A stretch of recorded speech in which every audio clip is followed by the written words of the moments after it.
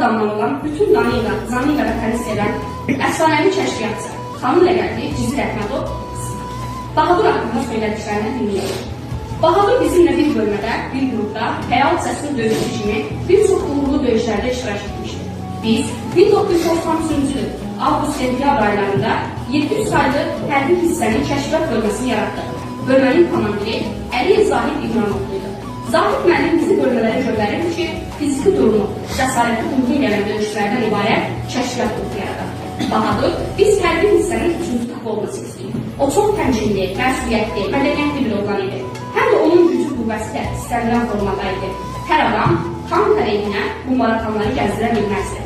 Ehtiyac olanda ondan düşmən tankının qorunması üçün istifadə etməkdə hər kəsin işi deyildi. Hər adam bu maratonlardan istifadə etməyi bacarmırdı. Bahadur elə bu tələblərə cavab verən bir kürsü olduğu üçün seçilmişdir. Onun kəşfiyyatçı bu maraton vəzifəsinə təyin etdik. Bahadur, bölmədə şəxsi heyətin içərisində həm nizam-intizam məsələsinə, hərbi xidmətin münasibətinə görə xüsusilə səs verdi. Bölməmizdə mənim bildiyimə görə 50-60 nəfər şəxsi heyət vardı. Çox səsi, düşmən arxasına keçə bilən, düşmənlə bizdə gəlib, rəşadətlə döyüşə bilən bizdə olmasa da, içərimizdə 15 nəfər belə adam var idi ki, onlar həqiqətən kəşfiyyatçı olaraq bu işin öhdəsindən gəlirdi. Həmin o dediyim arxayınlıqla güvənilən oğullardan biri də Bahadur idi.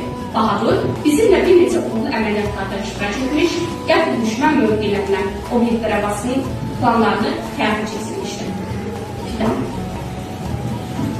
Sən vətən olduğun vətən qeyrəti, sənin igidliyin hər yeri qədərli, gedərkən hamıdan öndə eləlir, igid şəhidsən, evin bahadır, şəhiddir ölmək bilim bahadır. Dedin ki, Qarabağ, Qaradı gedin, oradan gəlməlidir mənim də səsim.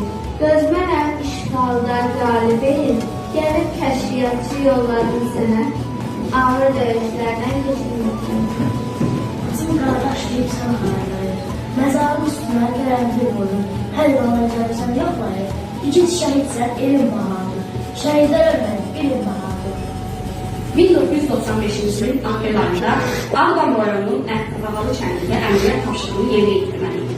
Həmin kənddə bizim postla düşmən postu arasında 150-200 metr məsafədə bir ev vardı. Ermənilər gecə o evə girib, oradan gözlənilmədən qəfil bizim posta azlaşmasınlar.